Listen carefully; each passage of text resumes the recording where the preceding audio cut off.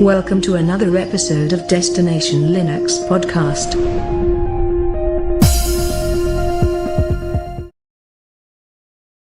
Hi, I'm Rob. And I'm Rocco. And this is episode 22 of Destination Linux. Rob, we're back. We are back. Glad to be back. I love it, man. I have had the break and missed it. That's all I can say.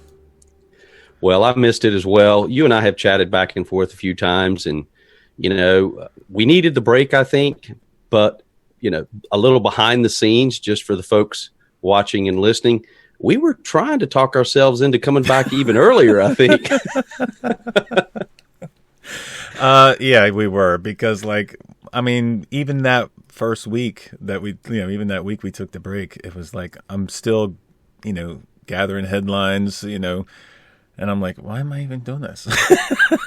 Well, that's because, we're a part of the community. And so there's so much going on, and, and you're seeing some of your fellow YouTubers who are talking about things, and you've got news coming in. We didn't change, the news feeds or anything like that. We didn't disengage from Linux. And so I guess it's just that urge that, hey, I need to talk to Rocco about this, man. This is cool. Well, on top of that, there were so many people that through Telegram, through email, through YouTube comments that, gave so many good comments and, so much encouragement. So it was really nice to see all of that. And that's part of the reason why, too. So, yeah, you guys are awesome out there, because you're right, Rocco. We got some just great emails from folks saying, hey, going to miss you, whatever, and just letting us know that they enjoy the podcast and that kind of thing. And so, yeah, that's pretty awesome. Yep. Well, Rob, you were working on a Patreon page, and it is up now, right? It is. So it is patreon.com/Destination Linux, and we'll put a link in the notes for that. If you would like to help support us, that'd be great. If you don't and you just want to listen, that's awesome too. Absolutely. Yep. So, Rob, what have you been up to, man? Well, a little bit of distro hopping. So nothing new. Nothing new there. Yeah. It's been a busy couple of weeks, actually, and so that break time was good to be able to focus on some things I had to get through at work. But at the same time, there was a lot going on. We've had a lot come out, a few good releases. And as a matter of fact, I think, buddy, I could predict what distro you're running right now. Imagine that. I'm going to guess, let's see here. Would it be Elementary OS by any chance? It would be Elementary OS, man. I was so excited to try this. And I've always had a soft spot for Elementary because it's such a beautiful desktop. I mean, it's just such a beautiful thing. It has in the past been very locked down, and it still is. It's not like it's unlocked, but the more popular it gets, the more ways around some of the locks that you can get around and open things up, like adding PPAs. And you've always been able to do that, but like I said, it's been more visible lately. And man, I'll tell you what, I installed it, and I have only had one issue with it. Other than that, it has been running pretty darn good. The only thing I'll tell you is don't try to unlock it too much. Right. That's right. Because when you start trying to unlock everything, you start trying to add things that maybe aren't supposed to be there. You can have it go wrong. We'll say that. Well, and let's save some of that for our YouTube corner, because we have a viewer who sent in an email and brought up Elementary OS. And we've got a few things to talk about there, just in conjunction with don't add or change too many things on it. So, right. Yeah, so we'll cover some of that. All right, well, since we have our break, so some of this news may be older or more than a week old, but KDE has been putting out some great updates and some great development. So they are, well, this came out on May 15th. Right. that 5.10 will enter beta with snaps and Flatpak support and the folder view by default. So this is something, and that's just a tip of the iceberg of what 5.10 has. And I don't have the feature list in front of me, but I am so excited to try. And it's like not even listed in most of the feature sets, but I'm so excited to try the new sound applet and the way you can switch sound outputs. That's like one of my pet peeves. Well, there's a lot of news there with KDE. So let's just kind of dig into some of this, Rocco, because and we'll bounce around. But one of the features they're talking about is the ability to set up your Google Drive account, much like you can within GNOME, where you can log in under your Google account and have the drive pull into your native file browser, which in this case would be the Dolphin browser, and give you access to that drive folder, which is awesome. That's all I can say about it. Awesome. That is something that's been lacking in KDE for a long time. And it had part of it. You could integrate it before with online accounts, but it wasn't completely integrated. And it's still not completely done. So you still have to have KIO/G drive installed. You still got to have the K accounts provider, and the developer editions have these installed already. So you're not going to get it in Ubuntu. Nope. So it's not there yet, but it is coming, and it's something that is sorely needed, and I think will put KDE over the top for a lot of people. Well, and it depends too on how well they could integrate that. So, GNOME does a pretty good job right now because they've got integration into their built-in calendar. Once you've logged into the account, you've got the built-in calendar, the built-in contacts, and that goes back though to KDE's PIM suite, which is kind of a hot mess. It's all of these different pieces that you kind of pull together under the KDE PIM suite, but it's just not. Well, 20 years ago it would have been okay, but today it's like, really. Well, the other thing is too, KDE has such a massive amount of different programs.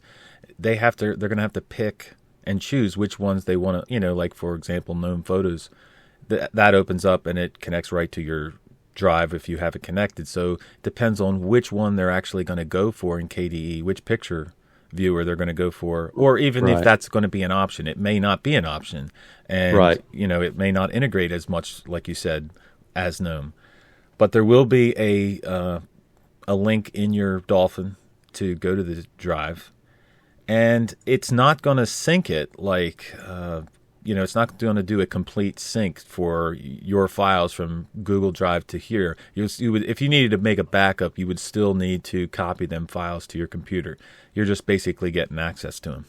Right. The other thing, and I don't know if you saw there was it wasn't a video, I guess it was a kind of a GIF on this where you've got a new live desktop feature. They call it Spring, or I was reading about where the folder you can view. The folder view. Yeah, with folder view, that's going to be default. What are they calling it? Spring. So you can drag a folder or a document into a folder, but you're actually, I'm trying to explain it.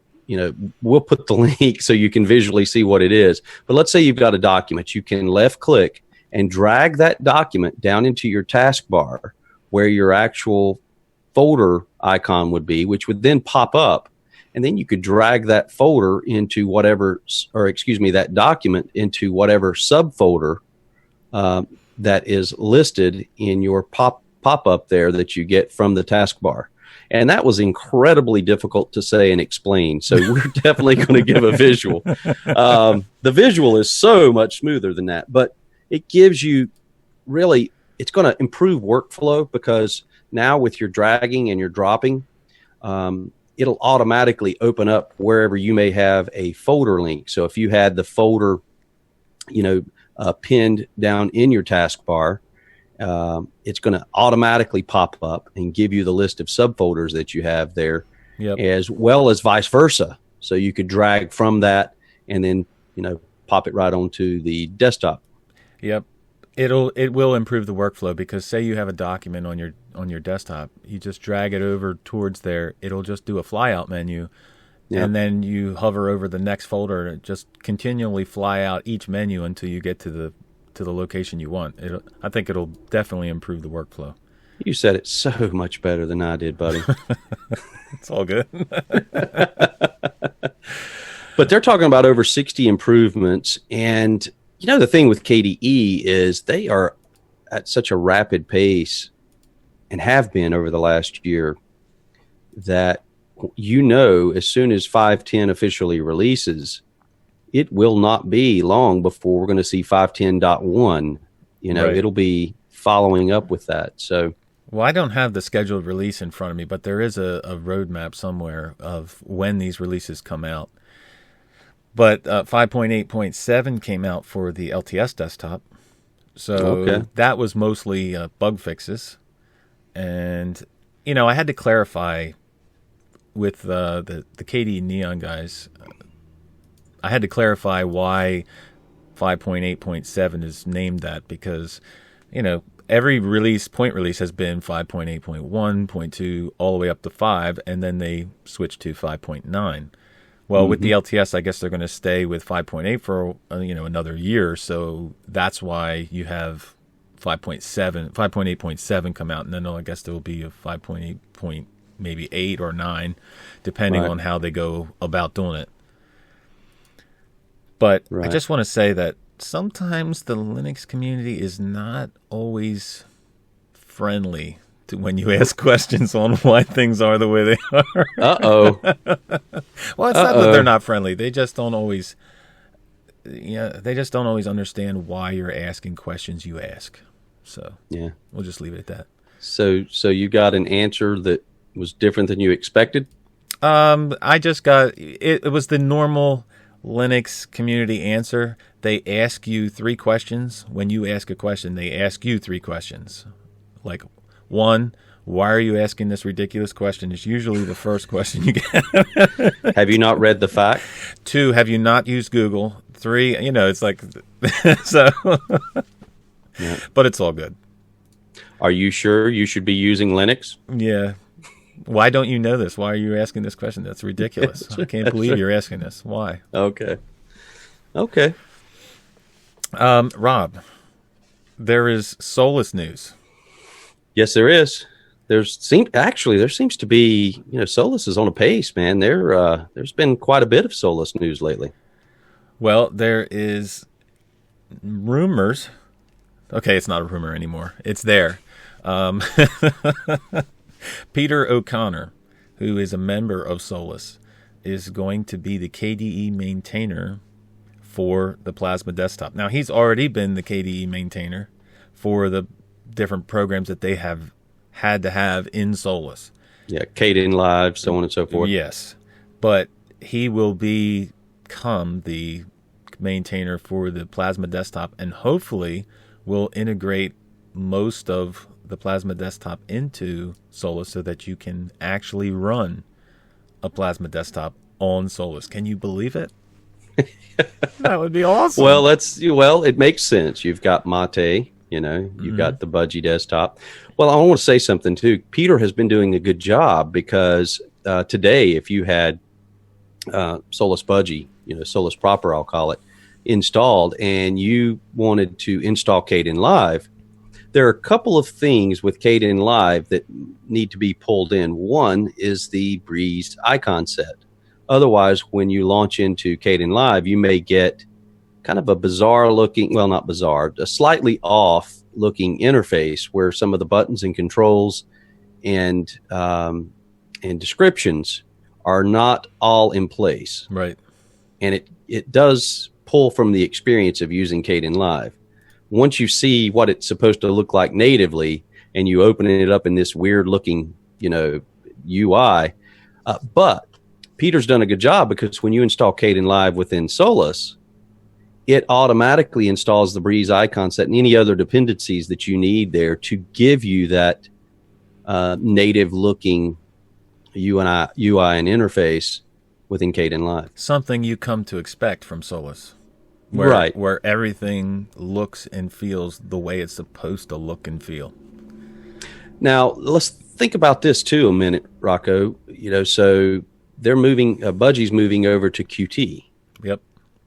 So I'm curious if, those two will coincide at the same time, because if you've got a lot of Qt stuff going on in the background, tell me if I'm wrong here, but doesn't that help out on the KDE side of things for the other KDE apps? Well, I think the input with Qt will help. Qt, however you want to say it, will help and allow the Plasma desktop to integrate way better because it's going to be developed more, by Solus. But I don't know.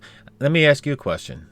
Yep. And I know this question has been asked before, and every time it's asked, it's kind of like not. It's not. It's okay. I'll just ask it. Do you think they're doing more than they need to, or do you? That's a wrong question. Do you think they're branching out too far? Now I know why you were stumbling through that question, because it's one of those questions that there's a lot of variables in there. Number one, okay, so if you want to improve or increase your user base, and you've already started to see the fruits of adding other desktops. You've gained users because you've got an option for Mate. You've gained users because you've got an option for the GNOME desktop, so on and so forth. Right. Then I can see from the developer standpoint that, hey, this is bringing in additional users by having these additional desktops. On the flip side, you're going to have people who say, hey, couldn't you fix this, this, and this before you go jumping off over here into desktop land with KDE and, all these other desktops? So you're going to hear that side of things. Part of me says, truly, part of me says, just focus on Budgie and make that the most awesome experience you could make it. And if you move to Qt with Budgie, then bring in the best parts of any Qt apps and make them just as good as you can make them, and let your user base grow from there. But then that distro hopper side says, no, I'd love to try Solus with KDE on it. No, I think it's great that they're branching out. I think it's awesome that they released the GNOME ISO, and obviously they have Budgie, Mate, and I think it's great that they're going to have a KDE. I'm a big fan of KDE, so I think it's awesome that they're going to have a KDE version at some point. But I've watched the Telegram conversations with Ike and everything, and each time that, like when they brought the GNOME ISO out, people had asked the same question, and they were concerned that it would be a lot for the small group that they have to maintain all of this. And each time, Ike has been really nice and said, hey, look, we already maintained this amount. All adding the GNOME ISO will just be this, this, and this, which is minor. Right. And that's true. But again, the more you add, even those little minor add-ons will affect you in the long run as far as how much you're going to be doing at one time. So I wish the best for them. I hope that they continue on the way they're going. I hope, like I said, I hope the best that they can maintain everything that they're doing.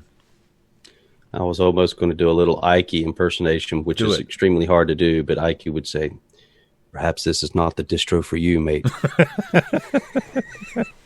Well, maybe Ike will come back on and we can talk to him about it. I'm sure he'll have something to say about it. He usually has something to say. That's right. Gotta love him. Gotta love him. That's right.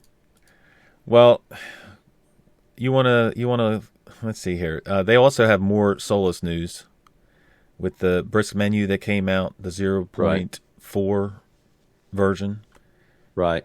So that came out for the Solus Mate, but it also is in Ubuntu Mate for the repository that you add for the brisk menu. Right. And they add the ability for the super key. And I think Yes. that's super. I think that's awesome.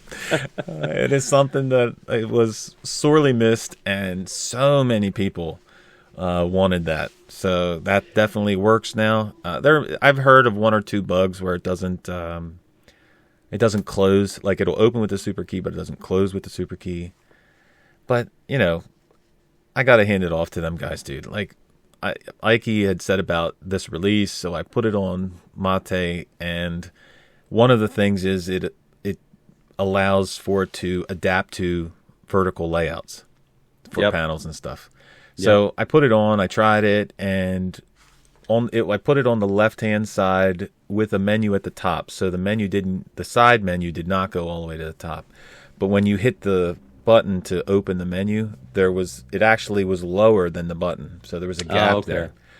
So I put a thing on GitHub about it, and like within a couple minutes, dude, he says, "Yep, we're working on it. It'll be in the next release of 0.5." I mean, these guys are awesome, dude. All right. Well, I'm going to ask the question because you and I have talked about this. So I'm waiting for the day, or when do you think we'll see the brisk menu within Budgie? Or do you think we ever will? Well, I don't think I would love to see the brisk menu just the way it is in Budgie. I think that would put Budgie over the top for me. Budgie is an awesome desktop with extremely good defaults on pretty much everything. Yep. One of the main things that it's lacking is a good menu. I mean, the Budgie menu application launcher, for lack of a better term, it's just not for me. We'll say it like that. Will be nice. Yeah. But the brisk menu would put it over the top. Now, I have heard Ike say that, you know, he's thinking about putting a brisk menu in Budgie, but it won't be the full-blown brisk menu. It'll be like a stripped-down version of it. So I don't know exactly what that would contain or what that would be like, but it would it's definitely an option in the future, maybe. Yep, absolutely. Well, Rocco, there's some news with Telegram, which has become our favorite way of communicating. Yep. And so Telegram now officially supports voice calls. And we actually used that. Was that last week or early this week? It was, I don't remember which day it was, but we tried it, and it works. It works pretty good, man. Listen, I thought the call quality was superior to Skype even. Yep. Now it's going to vary, you know, depending on your connection and all of that. But I was driving down the road, doing exactly the speed limit, and of course, keeping both hands on the wheel. Both hands on the wheel, right, eyes on the road. Yep. That's right.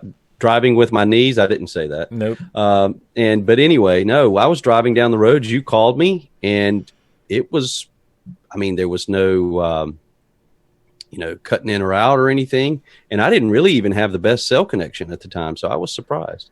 No, it worked pretty good. They've been I won't say silently, but they've been slowly but surely updating Telegram to be better and better and better. They've updated the I don't know if I'm going to say GIF or GIF, one or the other. Yeah. They've been updating that support. They have a new feature in it that I didn't read anywhere about it, but you can hit, you used to be able to hit the record sound, and you could record your voice, and it would send that sound. But now you can record video the same way. Oh, wow. So, I mean, they've just been slowly updating it more and more and more, and it's getting better and better and better. You know what the problem is, Rob? What's that? It's getting people to switch. So many people are resistant to switching. Like, I tried to get a couple of guys I know to switch from just a regular phone messenger to Telegram. And it's like, I don't want to put another messenger app on my, it's just to a lot of people, it's just another messenger app. And what do I need that for? Yeah, I listen, and I fully understand that. I quit using Google, See, it's been so long since Hangouts? I've used it. Yeah, Hangouts. Thanks. It's been so long since I used it. I forgot what it was called. No, I quit using Hangouts, and I kind of messaged a few people and just said, hey, I'm not going to be using Hangouts anymore. And the problem is, so I've got WhatsApp for work. I do, some work with companies that are international, and, two of them use WhatsApp. And so, I was reluctant, and I was actually trying to talk them into Telegram. And they're like, no, we've got WhatsApp set up with all of our clients and blah, blah, blah. So you get WhatsApp, you get Hangouts, you get Telegram, you get whatever else, that you may be using, Facebook or whatever. And it just becomes ridiculous. Yeah. So I understand that. It would be nice if in reality they were like only two. Well, yeah, I mean, it's kind of like Linux distributions, you got 1,000 to choose from, and most people really don't want that much choice. They just want one that works, That's right. Well, Rocco, I purposely skipped over the elementary news because I want to save that for our YouTube corner to have some discussion around, which brings us over to what do we have in our lineup there next? OpenShot. So we covered OpenShot last time. I know. We just talked about OpenShot. And so when I saw this article, I started laughing. And then when you read the article, it's even funnier because the guy says basically what I said when we last brought up OpenShot, which is there's a new update. So, all right, let me get through this here. So there's a new, and I feel terrible for even picking on OpenShot because I know a ton of work that has gone into this, but now you can get 2.3.3 and basically supposedly has fixed all of the bugs that people were having, up to 25 crashes, Rocco, that people were talking about, specific things that were crashing. Apparently all of these have been fixed, but in the article, the author goes on to say, it seems like with every OpenShot update, they swear they fixed all these bugs, only to have another update where they swear that they fixed all of these bugs. But we don't want to pick on them too much. No. There's a lot of hard work going on there. And let's face it, Kden Live needs some good stiff competition. Yeah, I think it's great that OpenShot is out there and that the guy is developing it. It would be nice if, you could get a stable release where you wouldn't have a crash, but that's, you're talking about a program that's doing so much, dude. Yeah. And, anything graphic related in Linux can be a nightmare to work in. And, you just got to hand it off to these guys that actually do all that work because, you think you do all this work and you think you got it all ready, and then you release it and then there's all these people saying, what the, why is all this going on? And it's like, Yeah. So, well, and that's why I don't want to pick on it, but it does seem like that's kind of been the trend is, new release, bug fixes. It's all fixed, it's all good, and then, so hats off to the developer or developers working on OpenShot for all of your hard work there. You will eventually get them all squashed, I'm sure. Yep. So it makes you want to cry, huh, Rob? Talk about the best lead-in to a subject. So, I mean, this is old news, okay? So everybody, I'm sure, has heard about Wannacry and affecting Windows. But what I found weird, though, Rob, was it doesn't affect Windows 10 computers. Most of the computers were affected were Windows 7. With some of them being a little bit older, like Windows XP. And can you believe they put out a patch? They actually put out a patch for XP where they no longer support. That's how important this was, that they no longer support the operating system, yet they're going to put out a patch to make sure that it's there, it's not going to be vulnerable anymore. What's that say for how many people are running XP right now? That's what I thought when I heard that. Well, first of all, Microsoft had totally washed their hands of XP. They were like, this is done, over with, good riddance. Yep. If you're still on XP, good luck, you're on your own, and made that perfectly clear in every way they possibly could. And to hear that they actually released something for XP, I thought, wow. And then just like you said, my next thought was, Really? Are there that many people still running XP? But there has to be. Look, in order for them to create a patch for an operating system they no longer support, there has to be a lot of people running XP. Now, I'm sure somewhere there on the internet, there's numbers of how many people or how many machines actually are running XP. But, man, I can't believe there's that many people running it yet. Well, I've often thought about, for nostalgia's sake, just to, you can go online. I probably shouldn't say this, but you can go online and you can get these, quote, XP Gold editions or XP Bronze editions, and yeah, they got some gold in there, let me tell you. That's right. But I've always been too chicken to put that on my system. Who knows what's built into something like that. Yep. But, they got a lot of gold built in, let me tell you. But I was surprised at that. But if this did not wake people up, I don't know what will. The Wannacry. But dude, I don't think that, to be honest with you, I don't know if there is anything that will wake the majority of the people up out there. I hear people talk about this, and there's been a lot of talk in the last couple of weeks since this came out about it. And yet the majority of people out there just breeze by it and don't even care. It's like they're just unconcerned about it because their normal everyday life is not affected by it. Right. So, if I'm a person who just doesn't care too much about the desktop and I, run my phone and, life hasn't changed for me and they could care less, So it's like, but you've got people out there who will say, no, my iPad does everything I need, Yep. Well, here's what really bothers me about it is where this set of tools came from. Mm-hmm. This was something that was pulled from the NSA's bag of tricks that they were using.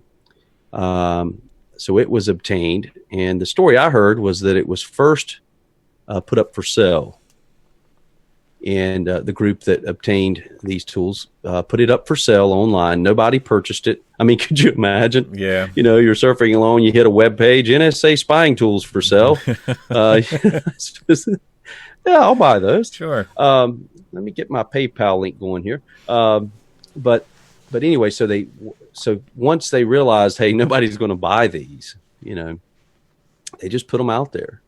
And so I think this was just really wave one. I am sure there are people already working on new ways to use those tool sets. Yep. But there's also, I guarantee you, there's also other backdoors or vulnerabilities that are out there that are going to be bigger than this. That are going to affect those people that really aren't caring about it too much right now. It is going to affect them in some way because it just seems like there's, it just keeps getting bigger and bigger and bigger. And at some point, it's going to be so big, it's going to affect a lot of the internet. And yep. Yes, it is. Well, and I'm sure me saying NSA again, like there's probably some algorithm that says if in any given conversation, they use the term NSA 3 times in a row, flag this. Our video is going to be taken down. That's right. But all right, so if we were to compare the NSA, government institution, with, let's say, the United States Air Force, the old saying. So when you find out about things like the stealth bomber, that technology was being developed 30 years earlier. Yep. So when you know about it, it's already old technology. Yep. And so if we apply that same theory to the NSA, that we're just now finding out about their capabilities here, I wouldn't say 30 years ahead, because now with technology, it's making, monumental leaps. So, but they're definitely way ahead. And they definitely have something that makes whatever we've heard about that they were using makes that look Mickey Mouse, I'm sure. Yep. So, deep thoughts. Deep thoughts. Well, there's also a security flaw in Ubuntu, Rob. So I did not hear about that. Linux is not completely out of the, it didn't get affected by Wannacry, obviously, but there was an issue with LightDM, and this has already been patched and already been updated, so it's not like you have to worry about this. But there was an issue with the LightDM display manager that would allow people to, if they had access to your computer, they could access without your say-so. So just be aware, keep your system updated, because it's not just Windows. It's any system needs to be kept updated. Yep. Hey, do you use Conky often when you got your setup? Well, you know what, Rob? I used to use Conky often, but I never was able to find something that was easy enough to configure. Well, that might change. So the only time I used Conky, there was that Gotham, that one that everybody uses, Gotham, yes, theme or whatever. And you didn't have to do much to it. It was kind of nice as it was. But every time I went into Conky, I would get to a point where I would go, I don't want to go through all those steps just to have a desktop widget or whatever. Well, there have been some improvements to a popular theme, I guess you'll call it, which is Conky Harmattan. Is that correct? Harmattan? I believe it is. I don't know exactly. I've never heard it actually said. So yeah, I haven't either. I'm sure I'll get corrected on that. But so there've been some updates there to the config for that to make things easier as far as choosing the various themes. So in the past, you had to copy and paste the theme files into your home folder and then manually rename those.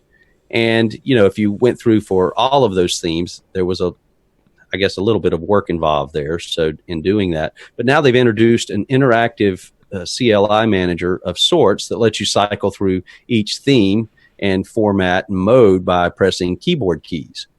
So once you find the one that you like, you can then save it and then launch that. And I got to say, this is one I'm going to try, because this is, it's got a good amount of information. It's in a block, so it would be something that you could place. It wouldn't take up too much space on the desktop, and it's got a nice look to it. So, yeah, well, it's been there for a while, but it was like you said, it was always not difficult, but it was just a pain to try out the different ways to configure it, because you were editing file. Okay, maybe some people out there don't mind editing files, right? But it was a pain for me to go in and try the different themes and configure it and everything until you got the right one, because you'd have to reload it and everything. This looks like it'll be make it a little bit easier, where you can just flip through it, get the one you want, and off you go. All right. Well, confession, Rocco. Every time I went in to actually configure a Conky theme, I'd mess it up. And there was one time I'd hose it. There was one time where I was really into trying to make the Conky work, and I had it pretty down. I had it down pat, like as far as what I wanted to do. I couldn't change it to anything else. I wasn't that into it, but I could. But I knew exactly what I wanted it to look like, so I added those lines into it. But a lot of times I've found that for Conkys themselves, that usually I have a lot of windows up and the clock gets hidden anyway. Right. So that's why I prefer a clock on the panel, because if you're not looking at your desktop, you're not seeing the Conky. So I guess it's more maybe for a second monitor. Yeah. Or if you just want to have your desktop there with no windows open, or you're not actually sitting there. Well, and that's the other thing. You bring up a good point there. A lot of people don't use Conky for the clock or for the date or anything like that, or weather. They use it to monitor system resources, where they're really into what's going on system-wise. Yep. And for those people with that in mind, I could see where, that's just what the doctor ordered, because that's not something you have to see all the time. You're not going to, have all of that information running down in your system tray, obviously. Right. But to have it on your desktop there where you can access it if you're doing something that puts it under load, I can see where that would be. And that's, I think, originally how Conky started out, was really more for system resources and things like that. So yeah, it's grown over time. Yep. Well, Rob, I found an article about Plank, and I'm a big Plank user, and I've used it for I don't know how long, that I had no idea this existed. I don't know why I didn't know. It's just Joey over at OMGUbuntu put out about how to add folders to Plank. So I knew you could drop applications there. I knew you could pin them there. But you can actually make shortcuts to folders. And it's like so dead simple that you just drag a folder to the Plank dock and it makes a little shortcut icon and you click it and it pops up a window with everything in that folder. Like, how easy and simple is that? And yet I've never known about it. But well, I want to say that I knew about it, but I'm not 100% sure. I think I've done that before. So I'm not going to give you any hard time over it, because it may be that I didn't know that either, perhaps. Well, this is the guy that made the video about Plank and didn't realize that you could hold Control and then right-click on anywhere on Plank and hit the preferences. Like, oh, that's what's great about making videos. I mean, where does this stuff exist? Like, there's no manual that says, when you download Plank, there's no manual that says, well, all you got to do is right-click. So here I am, trying to go in between the icons, trying to hit it just right to right-click on it, hit preferences. The guy says, well, you can just hold Control and right-click, right? Well, that kind of stuff happens to us all the time. And, when you're making videos on something like that, too, it just every time I'll kick myself, because there'll be that one thing that a viewer comes in and says, hey, if you, like you just explained, or they point out something that you totally even didn't think about. So recently I did a video on the new Arc menu for GNOME. Yep. And so everything was fine. I pointed out everything I could. And then someone popped in and had the question, hey, can you use the super key with it? And I was like, duh. I never even thought about never even thought about that. That would have been something to obviously try. And by the way, it doesn't work. But yeah, but you're absolutely right. There's always that one thing that you forget to mention that you're like, I can't believe I forgot to mention it. So. And now our friends at YouTube, they took out the whole pop-up bubbles. You can't put in no more. I know. So it's like you can't go back in. Like, I used to go back in and put a bubble there and say, hey, I know I forgot this, but here, now you can't do that. Listen, I know. Absolutely. I spent probably 15 minutes trying to figure out some other way to do something that would allow me.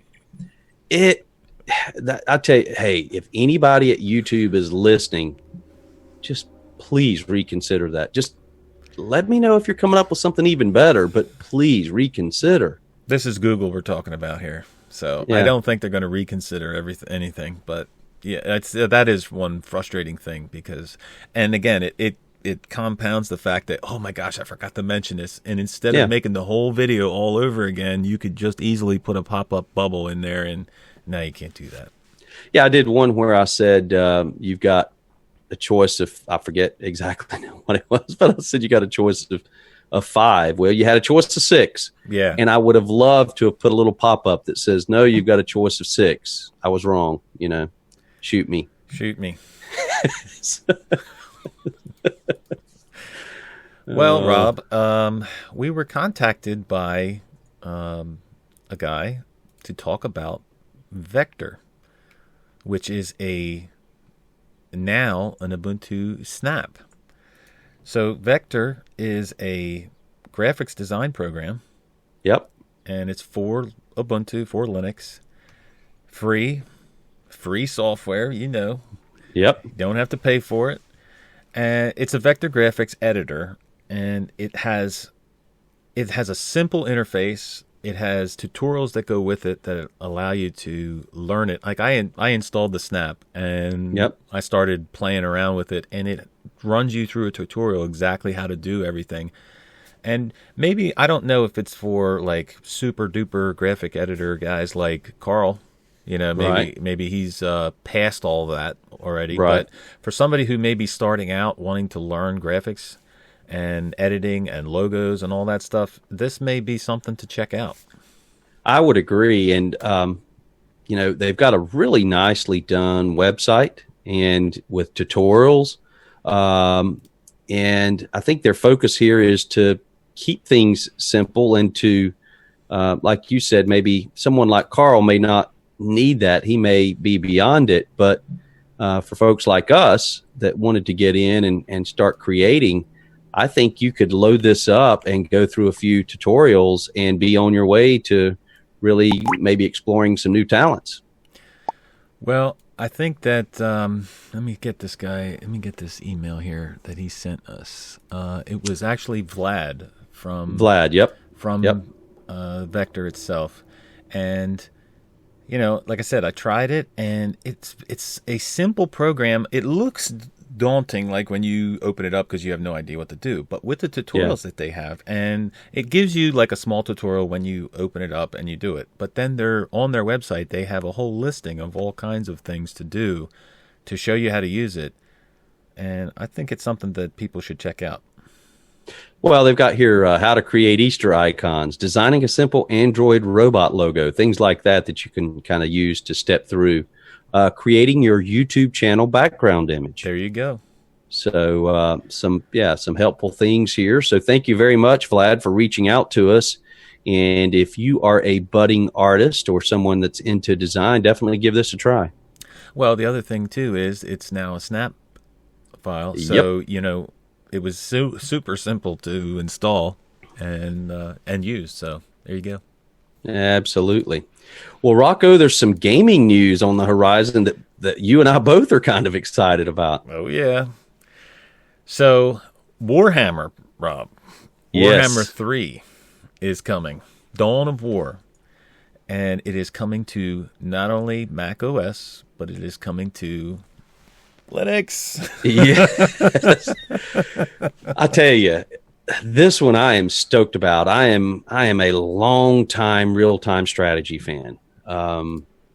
If I could have the hours back that I spent playing real-time strategy games, and the money I spent buying real-time strategy games, but this one, we're going to put the link in here. If you're a real-time strategy fan, you have got to check out the trailer. Yep. Because this thing is on a massive scale. I think you have 4 factions that, all have different abilities that fight against one another. But just the top-down view, and if the graphics are even close to what they're showing in the video, this is going to be an epic real-time strategy game. Now, I hope it's not one of those deals, and Warhammer's kind of, the last time I played a Warhammer game, it's not super simple, jump in and just go. There's some learning curve there, but man, this thing looks awesome.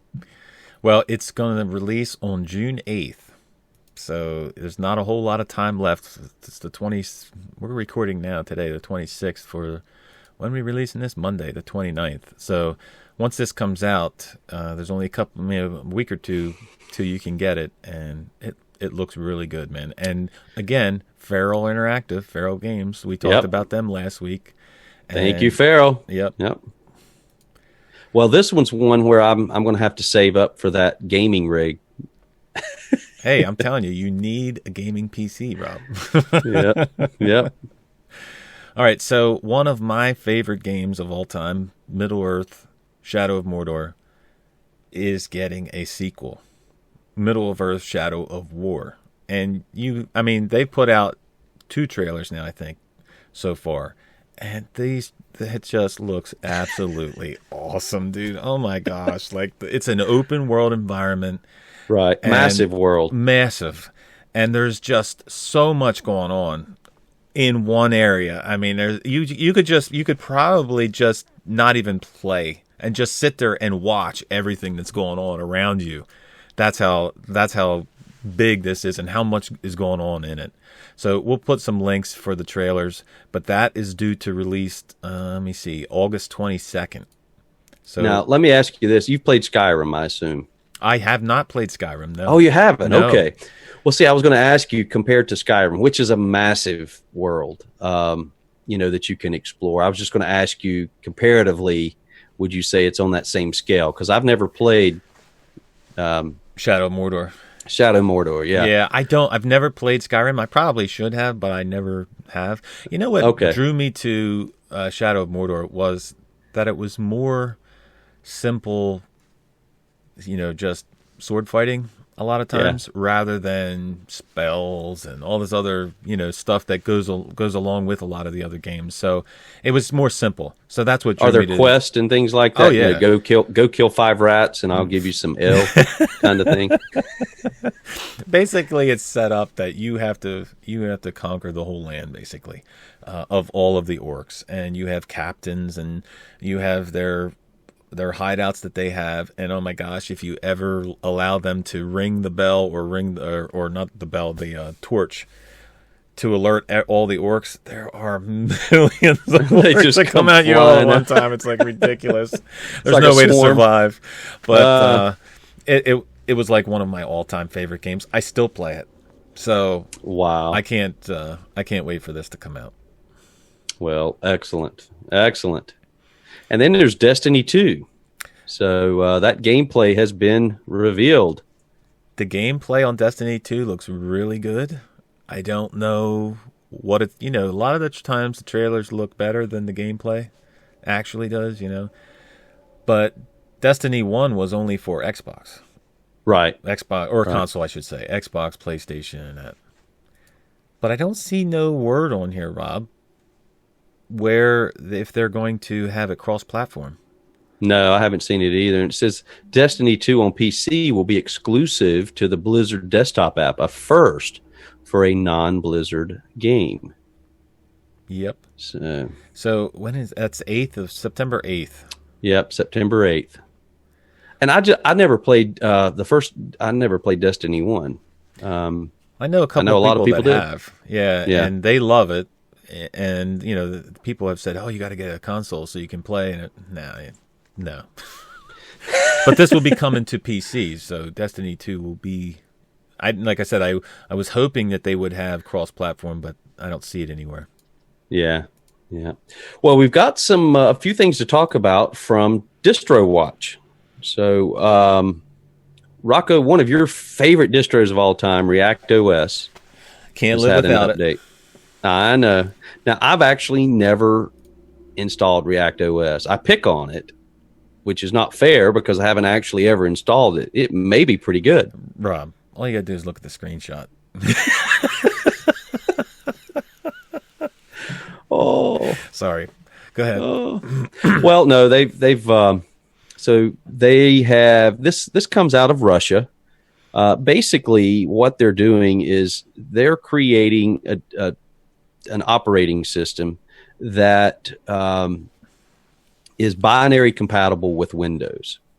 So as this thing updates, one of their goals is to allow you to be able to run more and more Windows programs.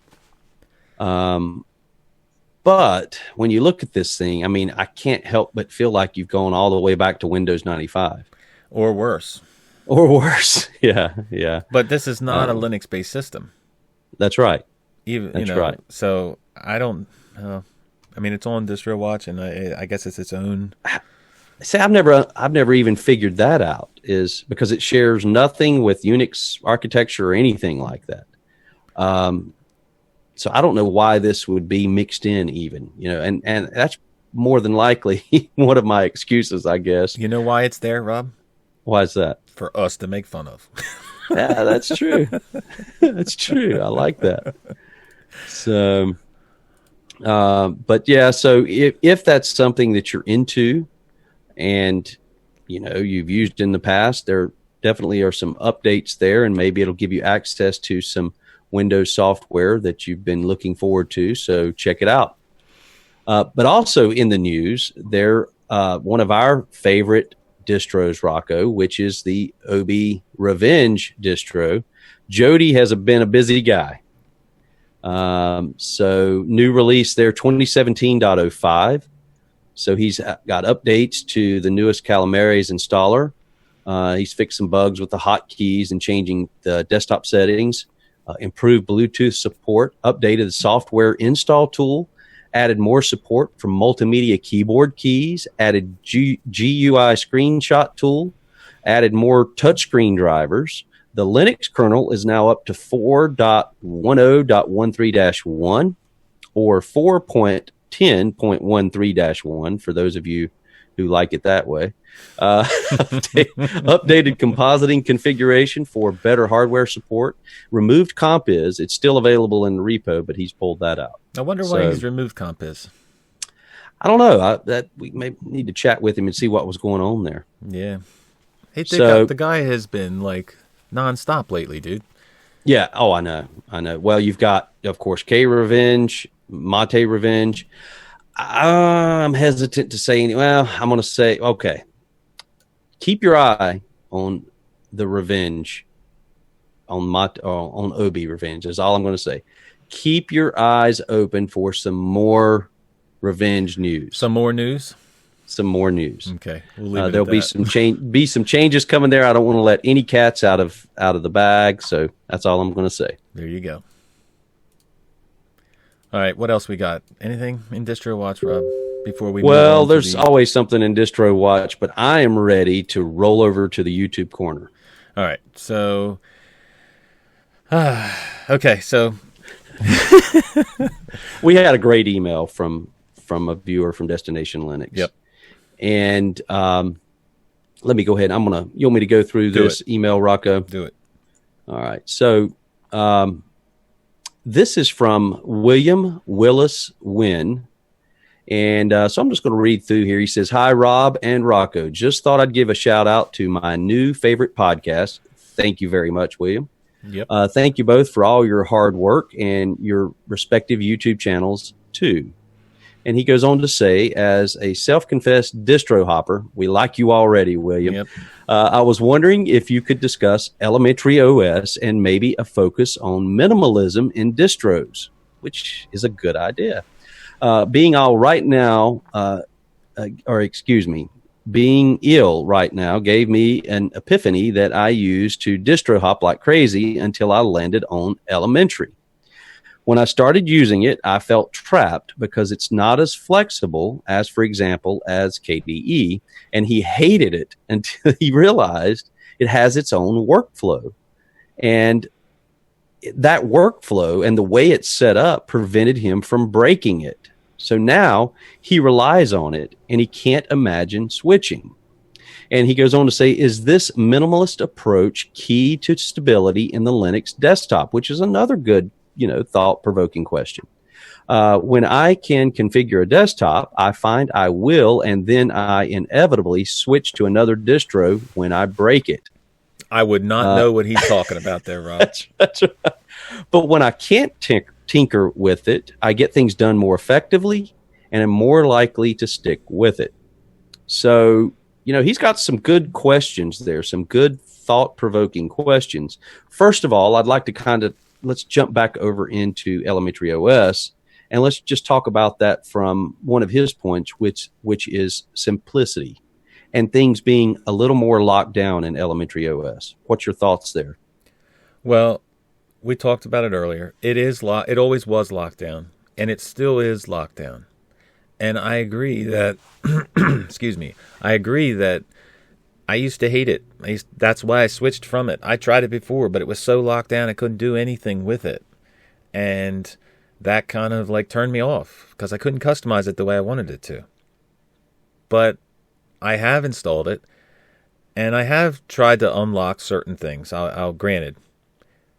But he is right in a certain sense that the minimalist approach, it just lends itself to, as long as everything's working properly and it's not crashing, it lends itself to you not having to do a whole lot.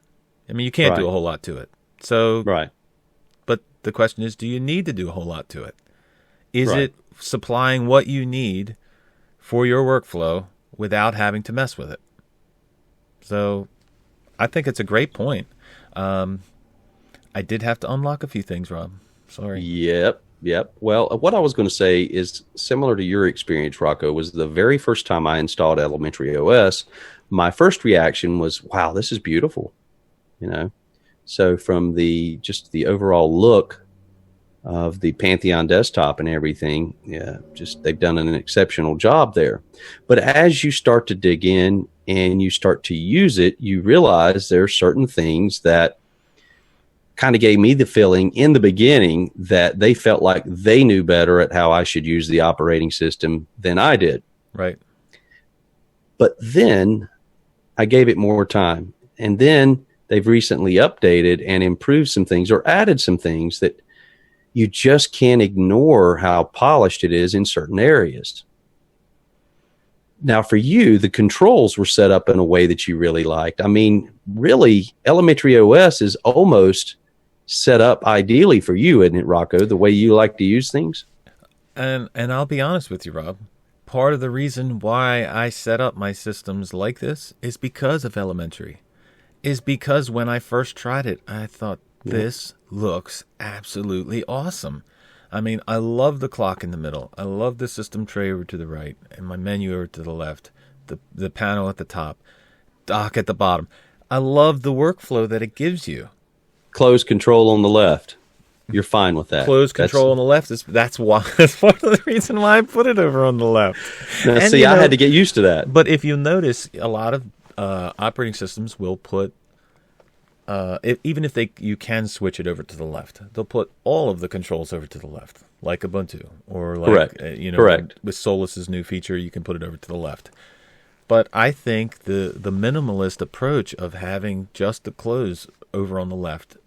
Now, I would rather have the minimize on the right rather than the maximize, but that whole idea of not having a whole lot there is awesome, and that's what turned me on to a lot of how I set up my desktop now. So there you go. Well, William's question, I think, one of his questions was very thought-provoking, which is, do you think that the minimalistic approach that we see, let's just say within Elementary, compared to, say, KDE, where you could get in there and pick any distro with KDE on it, where you could get in there and configure absolutely everything. Do you think one is better than the other from the standpoint of long-term use? So, for example, you get into Elementary OS, which we're, by the way, both running. A little inside scoop, we talked each other into installing it again last night. And so we were both going through the install process and kind of sharing notes back and forth. See, that's where I can see, after using it, from a standpoint of once you see how everything is laid out, it pulls you through. You're not, let me see how I can explain this. It's teaching you on how you should use it, is the way I feel. It's teaching you, this is how we do what we do. Right. Is that it has a Mac operating system type feel to it, that this is the way we do things and you're going to like it. Yeah. And if you allow yourself, like a lot of people, including myself, will not like that at first. Right. They want to do, I want to do things the way I want to do them. But if you, like you said, you give it time, I think getting used to the way they do things, it allows you, like William said, it allows you to actually get used to it and get work done. Right. Now, I don't think that it's for everybody. You said is it better than, say, KDE, or better than being able to customize it like a KDE? And I don't think everybody's going to like this, because there are going to be people that are going to be, they're not going to want to change their workflow. They're not going to want to change the way they do things or learn a new way. And that's fine. But for somebody who wants to maybe try a new way of doing things or a new workflow, I think Elementary is perfect, dude. I'm sorry. I think it's perfect. I agree. There's so many areas where you look at it and you go, this is how other distros should do this. So one example is the applet area in the taskbar, where you access your volume control, you access your network control, you log in, log out. They have nailed that. It's awesome the way they've got that set up. Solus and Budgie comes real close, Solus, Budgie has some. Actually, Budgie may be a little bit better. It may be, in the system tray, as far as, because you can customize a little bit in the system tray, where in Elementary you can't. Right. But and then with all of the apps, Rocco, so all of their own built-in apps like calendar, music, Yep. so on and so forth. Which are beautiful. They're beautiful. They're all beautiful, and they all look like they're such a part of the desktop. Back to your comparing it to a Mac, absolutely. And I think many people would agree with that. The philosophy of let's make it beautiful, let's set it up so that the workflow is a particular way. There are people who would just take that, learn that, and stick with that and never have a problem with that. Those are the people like my oldest daughter, where you get her a phone, a new Samsung phone. Mm-hmm. And the first thing I do is I'm going to put Nova Launcher on there, a new icon pack. I'm going to have different screens with different widgets and things set up, and change the whole color of the interface, and on and on and on, set up my sounds, all of that. And then I'll go over and pick up my daughter's phone, and it's got the Samsung launcher on there with maybe 2 icons that she added to that screen, and everything else is just the way the phone came from the factory. She doesn't care about changing the color or adding a launcher, or she doesn't even want to know about that stuff. I'm like, here, you could do this, and she's like, Dad, it's my phone, leave it alone, this is fine. And it drives me nuts. I look at it and I'm like, really? You've not even changed the ringtone. But that's the way a lot of users are nowadays. They don't really want to change anything. They want it to work out of the box. They don't have to do anything. Yeah. And the other thing is, the other side of that is not just that they don't want it to work. They want to try. That's part of the whole process of using something. Is that you learn how somebody else does it, and maybe the way somebody else does it is better than the way you're doing it. You look at the way, just take the launchers, for example. You look at the way this launcher is, and that's great. But then you look at this one over here, and you're like, wow, that's pretty cool. But you would never know that if you didn't try those, and you wouldn't know that if you didn't want to change the way you wanted to have your workflow. And that's what I was talking about with trying to adapt workflow, or being open to learning new workflow, because you never know what you may be missing if you don't try it. Now you may try it and you may hate it. Right. And that's okay. Right. But you're never going to know that until you actually give it a try. Well, now there's two apps, I'll call them, that I want to talk about, and I think you installed both. I know I did. Because back to that subject of not really being able to change or tweak things within elementary OS. We've got to talk about the new App Store too a little bit. We do. And maybe William knows about these, but 2 things that I would recommend if you're someone who does like to tweak, and like you said, Rocco, you don't want to do too much. That is Elementary Tweak and Elementary Plus. Yes. Now, let me talk about the latter first, Elementary Plus. I really like Elementary Plus because what it does is it takes some of the icons that may not show up properly within the upper right-hand system tray on elementary OS. They all match. They're all beautiful out of the box. But then when you start adding things, you get sometimes these weird, out-of-place icons that show up in your system tray for a particular app. And I'll give you an example, NSYNC. Yep. So I was setting up NSYNC to synchronize my Google Drive, and it looked like a sore thumb sticking up out of the rest of the icons. It looked so out of place. Well, this Elementary Plus had a proper icon, which as soon as it was installed, changed that NSYNC icon to really match the rest of the system tray icons. I mean, it really surprisingly did a great job of that. So that would be one I would recommend. Well, I did install Elementary Tweak and the Plus icons as well. So in the Plus icons, you have the ability to switch off and on different icons as well. Like it'll tell you what's installed as far as programs are concerned. Right. And you can flip to the symbolic icon or not. But I will say that, like I said before, don't try to do a whole lot with it, because I installed Indicator for KDE Connect. Oh. And it works perfectly. but it seems to throw the wing panel into fits of rage, and it just hesitates and freezes and doesn't want to respond. But as soon as I removed KDE Connect Indicator, it worked perfectly, just like it had before. So you don't want to do too much with it. But man, I'll tell you what, man. If I have one problem, and I'm gonna mention it here, Rob. I got one problem with Elementary. And if anybody has any solutions to this would be great. The network manager continually disconnects while on a VPN. Mm-hmm. I have my connection perfectly through the Ethernet cord or through Wi-Fi, both, and they both work perfect. But if I installed PIA, Private Internet Access, and the GUI application does not show up at all in the system tray. It doesn't show up as an applet or an indicator. Not sure why. It's still running, but it's not showing up. So you have no idea. You can't change the server or anything like that. So it's pretty much useless. So if you install the OpenVPN configs manually, you can connect to Private Internet Access.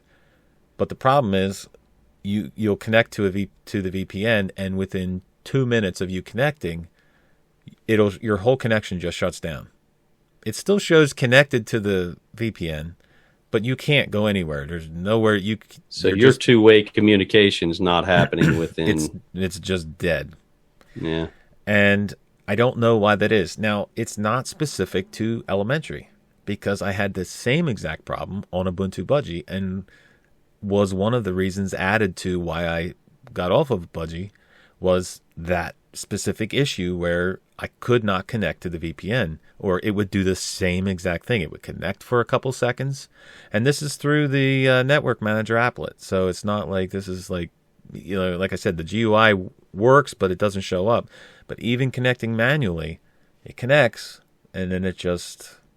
Now, I searched it, and I found, like, way back, like 2008, they were having issues where it would try to reauthorize the connection, and then it would just shut the connection down.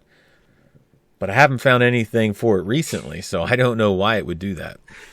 They're still working on it from 2008. Probably. So if anybody has any answers to that or any help, please send them to... comment on the YouTube channel, or send them through the email comments at destinationlinux.org. Well, I want to talk something again to William's point here. I think it says a lot about Elementary OS when you've got an admitted distro hopper who apparently stopped his distro hopping ways once he learned how much he appreciated Elementary OS. And that says a lot, because right now, I don't know about you, but I could not imagine not distro hopping. Now, I've come across multiple distros where I go, this is it. For 2 weeks, this is it. This is it. This is it. I'm staying on this for at least a week. That's right.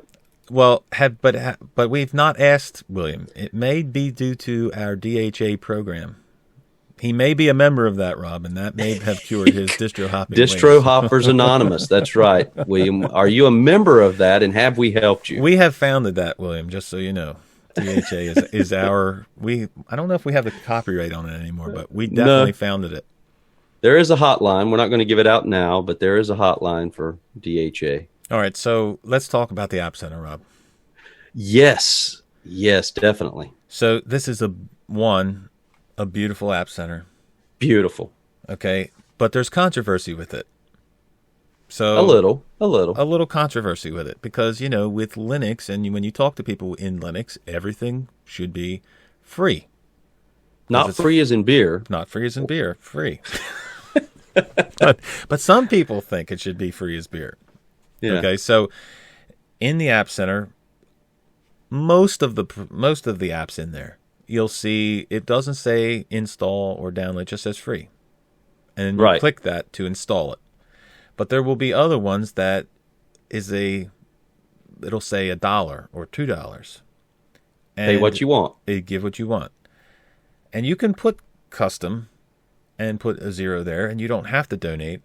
But the idea is to give back to the developer that actually developed these programs on Linux, and to acquire better quality apps by actually giving the developers a way or an avenue to get revenue. So what do you think?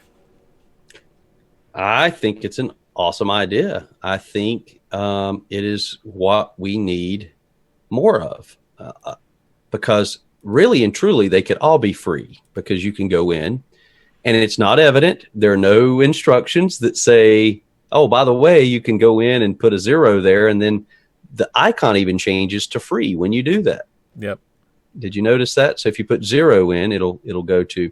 So what this allows you to do is really try it. And if you like it, okay, you could try it for free. If you like it, you find it useful, you could actually go back, uninstall it, and then go back and put whatever amount you want to put in there to support the developer. I think it's an awesome idea, and I hope that it brings new developers on board. I hope that it takes off and is being supported, because I don't see a negative to it, really. Well, I would love to get Daniel Foria on here to talk about it. Yep. But I was kind of like turned off by it at first. The idea of putting that button there to have somebody, somebody that doesn't know, they're going to think it's $1, they're just going to go right by it. And the idea to put that out there was not what I was used to seeing. After looking at it and seeing it and using Elementary, and I've been swayed a little bit as far as I think it's a good idea because, and there's a couple reasons why. One, the developers that develop on Linux don't normally have an avenue to get any kind of donations or revenue. Okay? Right. They can go the extra mile, but 90% of them, 99% of them are not going to do that. And what this allows them to do is it allows them to not only bring the developers to them where they will get all of these better apps, all of these apps that aren't just out there, just, you can have apps and you can have apps, Rob. You know what I mean? Yeah. Like you can have apps that look like, and, whatever. But so you're going to draw all of these developers to this if this succeeds. Yeah. And you're going to also give them the ability to, we always talk about in all of our, when we've interviewed Ike or Martin, we've always talked about donating to programs that you like. Everything support. Support. Everything on Linux is, quote unquote free, but if you like a project, support them, because there's a lot of time and effort that goes into this stuff. And this is a way for somebody who's just creating a simple app to get donations. And absolutely, that's where it's turned my opinion on it. Not because I think everybody should pay for it or whatever, but if you want to, like, say I love this app. Like, for example, I use a Variety wallpaper changer. Yeah. Okay. And the guy is just a normal guy, and, he doesn't even exactly have a whole lot of time to develop anymore. But I would love to donate to him and not have to go searching through the internet to make sure this is this is the right place. I would love to say, here, I love this app. Here's a couple dollars. Here's $1. Whatever. And if everybody did that, we would have a lot more good apps. Well, here's the thing. Let's say, and you are dead on, I think, spot on there. Let's say that you are a developer and you've got a little bit of time, but not a lot, like most of us, not a lot for your hobbies, and maybe that's a hobby for someone. But all of a sudden you've got people who really appreciate what you're doing, sending a few bucks your way every week. That could be incentive for that person to say, hey, this is awesome. People really like this. People are supporting me. They're showing their appreciation. And maybe that would energize that person to, make some changes or updates or add some things. And it benefits everyone when that happens. Yeah, well, it's not about making money. It's about exactly what you just said. It's about energizing somebody to say, hey, man, people do actually appreciate what I do. Right. We appreciate you. Right. I mean, how many times have we talked about the fact that all these guys, they make all of this stuff and all they get are headaches. All they get are the bad things. We'll review a distro and we'll say, it's good, but this is bad, this is bad, this is bad. So it's like you get some YouTuber who emails you about the KDE desktop asking questions when they really shouldn't even be using Linux. But that's what I'm saying. Like, you get all of this negativity all the time, and if for anything, it's like I said, even not for a money-making operation, but for the appreciation, for the time and effort that you've put into it. And that's what you're giving back for. Yep. So I wasn't a fan, but I am a fan now. Well, and I don't think anyone could have integrated that setup as well as they did either. No, I'm not sure exactly how the App Center, I've just installed it yesterday, so I've not yet tried to donate or anything to any of the apps. But my concern or questions would be is how the security of it, of your payment is. Yeah, I was going to speak to that. They're using Stripe. Okay. So, Stripe is fairly known here in the U.S. If you've been out somewhere and they've got an iPad set up, typically where you're swiping your card, it's connected through an iPad, let's say, a lot of times they're using Stripe for that transaction. I was going to speak to that. Actually, that would be one area where I would love to see the option for PayPal. Yes, I agree. I think that would be terrific. That would, for me, put it over the top, because I personally, that was the one drawback. Yeah, there's going to be an app that I will donate to. Haven't yet, but that's one more place where you've got to put your online information, your financial information, and I want to limit that as much as possible. And I think for many people, PayPal has been around a long time. So you've got a lot of people who are already connected with PayPal. I say go ahead and figure out a way to get that set up, I agree. PayPal would be the perfect scenario for that. Well, before we kind of move on, I have got to just mention this because William has got one of those awesome, cool names. And so when I read his full name, I thought, William, you've got to be some kind of Scottish warrior. So hopefully you don't mind this, William, but his full name is William Willis Wynn. I mean, if that doesn't sound like, I'm from the William Willis Wynn clan, it's just awesome. I love it. So cool name there. Thank you for the email, William. All of the comments were appreciated, and it gave us a good talk too. Absolutely. Thank you very much.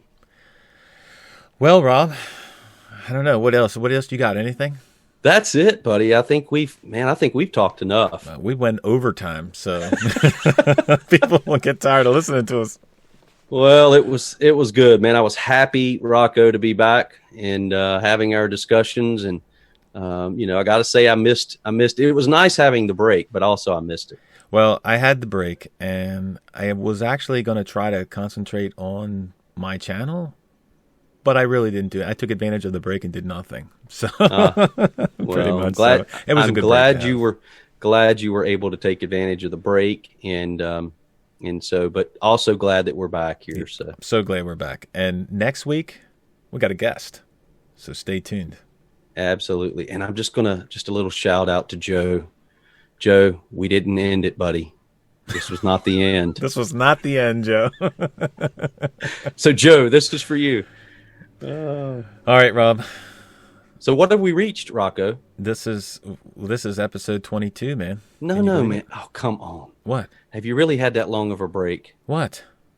I'm so disappointed. What did I do now? What? Who are you? I don't even know you anymore. Oh, my gosh. What have we reached? Well, Rob, we've reached our final destination. Oh, my gosh. It has been too long, Rob.